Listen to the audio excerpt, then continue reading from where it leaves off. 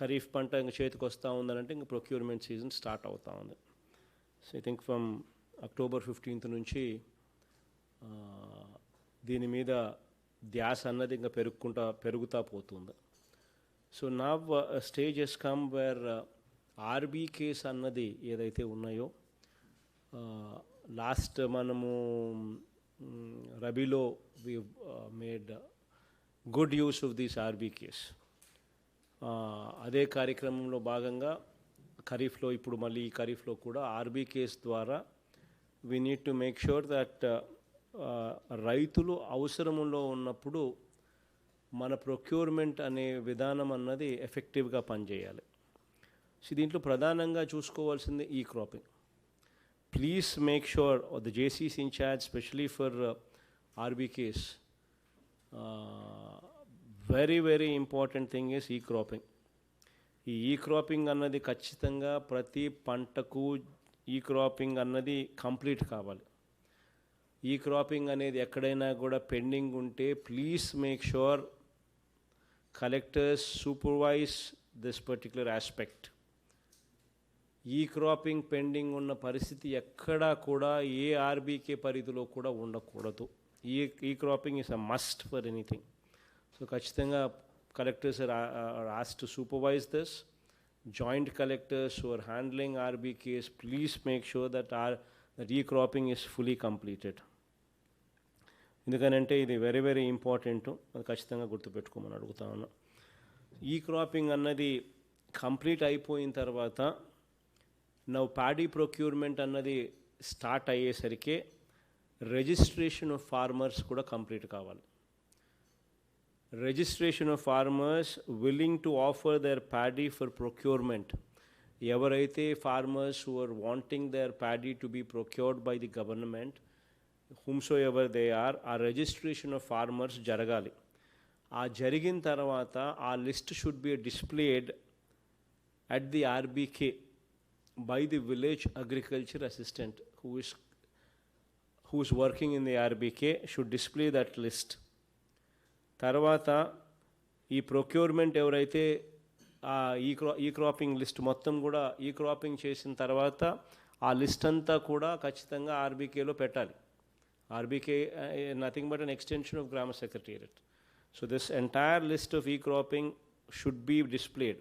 ప్రతి ఫార్మరు ఎంత ఎకరాలు వేసినాడు, ఏంది ఈ క్రాపింగ్ డీటెయిల్స్, ఏ పంట వేసినాడు అనేది, రైతు పేరు, ఎన్ని ఎకరాలు, ఏ పంట అన్నది డిస్ప్లే చేస్తూ this entire list should be displayed in the RBK by the village agriculture assistant. ఈ క్రాపింగ్ లిస్ట్లో ఏదన్నా రైతు పేరు గన మిస్ అవుట్ అయిపోయిందంటే రైతు కెన్ కమ్ అండ్ రైతు నాది మిస్ అయిపోయింది అని చెప్పడము, దీని మీద సోషల్ ఆడిట్ జరగడము, ఎవరైనా కూడా మిస్సింగ్ అయిపోతే వాళ్ళని మళ్ళీ లిస్టింగ్ అంటే మళ్ళీ వాళ్ళని లిస్ట్లోకి యాడ్ చేయించడం, వెరిఫికేషన్ చేసి ఈ క్రాపింగ్ కూడా అవసరమైతే మళ్ళీ చేయించి, ఒకవేళ చేయకపోయిందంటే వాళ్ళ పేరు కూడా మళ్ళీ నమోదు చేసే కార్యక్రమం ఖచ్చితంగా జరగాలి. So please make sure that this list is displayed.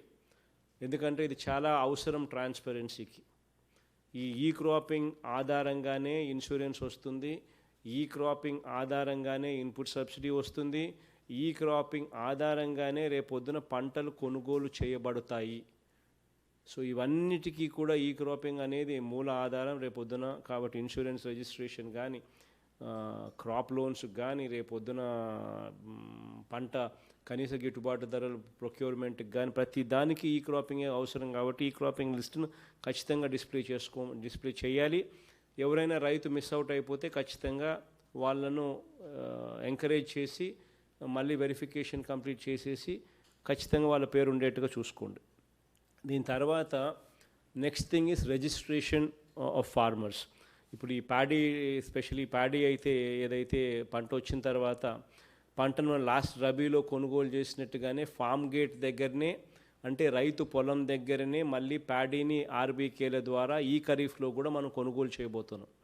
This is going to be the trend.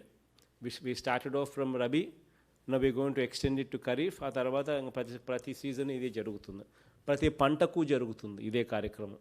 So farm gate దగ్గరనే ప్రొక్యూర్మెంట్ అన్నది ప్రతి పంటకు కూడా చేయబోతా ఉన్నాం.